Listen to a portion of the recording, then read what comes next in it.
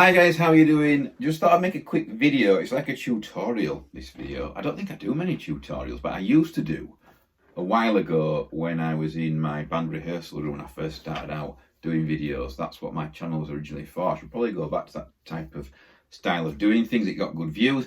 Anyway, I'm waiting for my EVH 5150 Stealth with the kill switch on, the new 2021 model guitar. That's on its way from UPS. It's en route now. It's going to turn up in a matter of hours or maybe even minutes.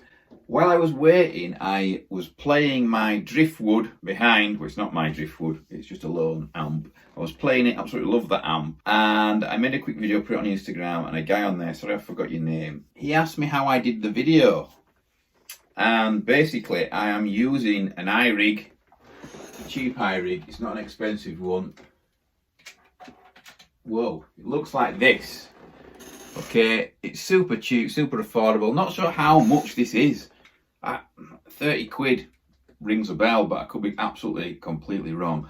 That end there just goes into your iPhone, look. And this end here you can plug virtually anything into it. It's designed really to plug your guitar straight into it, look, as you can see, and probably use an app, you know, with GarageBand, I don't know, whatever, on your iPhone. That's what it was designed for, but I don't use it like that because I've got awesome gear that I want to plug into this. So, the Driftwood amp which is behind me has an XLR out coming out of the IR loader. So in this amp, I have Lassa Lamit's IRs which come with the amp, there's 14 of them. And when I come out of the XLR, I just go straight into this, and it works absolutely perfectly fine and sounds awesome.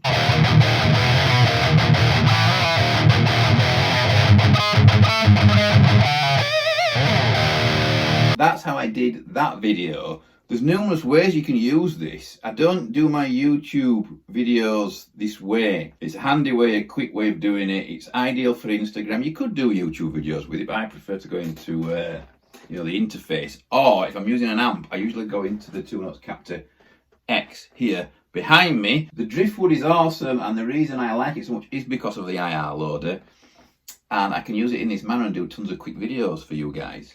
Now you can do this with the EVH as well, because that has a headphone out socket behind it. I've done a video demo of that on my channel, recording with it. It's not amazing, it's not as good as having an IR, but it still works, it still sounds pretty good, and it's not as fizzy as just going from the preamp straight into a recording device. But you can do it that way with the EVH. You can come out of the headphone socket and go straight into this and record it just the same. The only problem with that is that you don't get to hear what you are playing. You can only hear the guitar in the room.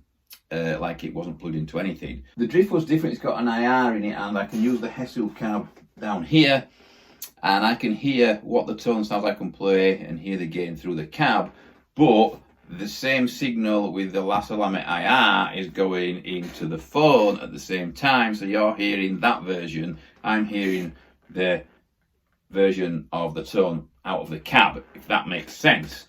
Now, I've used this method with the irig also with the Moa G300 over here. I come out of the headphone socket straight into my studio monitors there, so I can hear what my tone sounds like in the room, and then I come out of the output, and straight into this irig, which is into my phone, and it enables me to hear my tone through the monitors while I'm playing. And you can do it with a Helix, I suppose, or any other multi-effects modeler or whatever. You can do it with any of them. So yeah, that's about 30 quidish, I think. I'm sure it is. And it's an easy way of doing it if you don't have much time. I should do more videos this way, really, because it saves time and effort doing them this way. It's cheap, you know, if that breaks or I lose it, I'll just buy another, I can do another video. Usually I just use this method for Instagram and TikTok and short videos. You know, like I say, the proper videos you see with drums and all kinds of stuff going on, that's using the 2-notes captor and the EVHs usually. I probably will be using this method more if I can get hold of a Driftwood Mini Nightmare, which I am really wanting to do. I'm really wanting to own one of those amps, mainly for this reason, because it's so nice to record, but also the amp sounds awesome. I'll put that in my bedroom upstairs with my new Zilla cab, which is something I need to talk to you guys about in another video. That's also something new that's coming to the channel. And it enables me to do quick, short videos and more videos with no talking from upstairs in my bedroom with a completely different rig to the one that I use down here, which is very cool. So yeah, that's how I do it. It's quite easy. There's another method I use, which I should probably mention. Well, I should definitely mention, and that is using this little thing here, which is a really handy piece of kit. It's a Zoom Q2N4K, and the guys from Zoom sent me this out to use, and I use this a hell of a lot, especially if I'm miking a cab.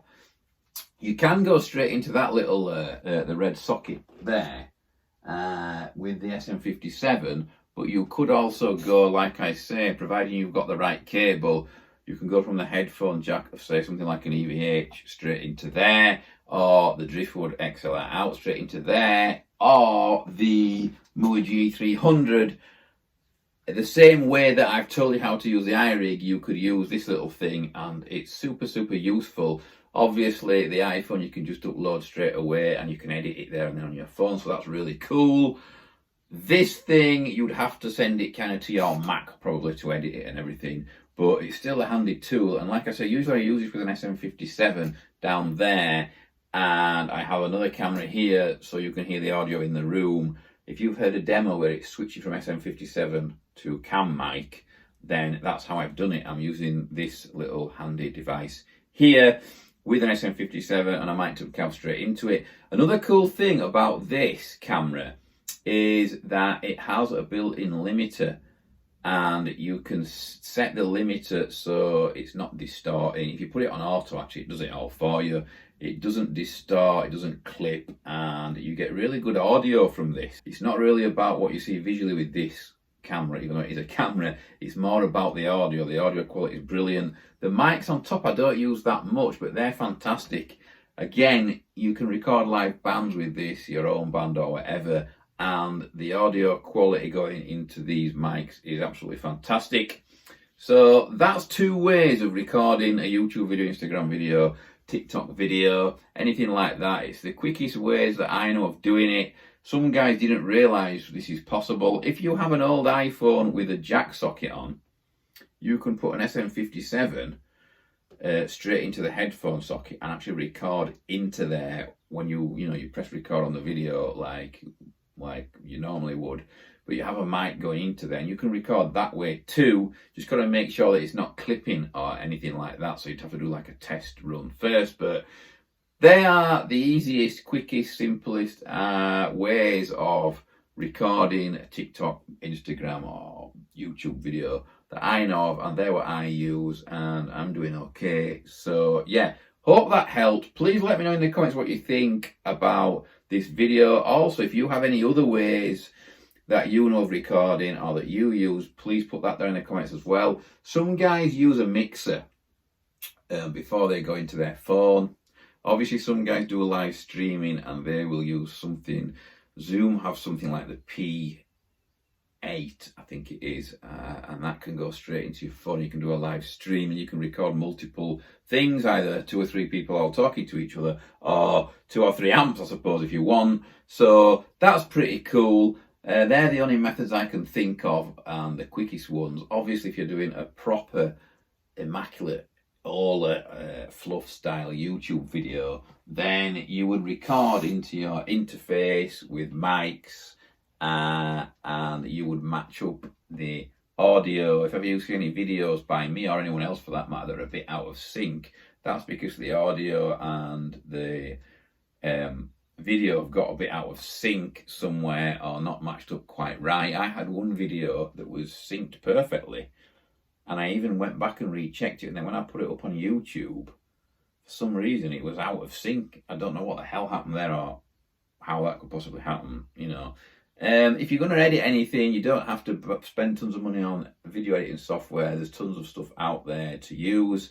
iMovie is as good as any. It does a fantastic job. Obviously, if you've got multiple cameras, you know, if you want 3 or 4 cameras, then you can forget iMovie. You need to get something a bit more advanced. But yeah, that's how I do it, how you can record videos. I hope it helped, and I'll see you all soon with some more cool gear on my channel. Massive thanks to Zoom for sending me out this camera, which I use all the time. I did have the original version of this, forgotten what it was called, that one actually, but that one's pretty good as well. There's not that much difference between them, to be honest, but this is the new modern one, and it's nice. Battery life is not massive on this, but you can just use it via USB straight into there rather than use the battery, and that's probably a better way of doing it.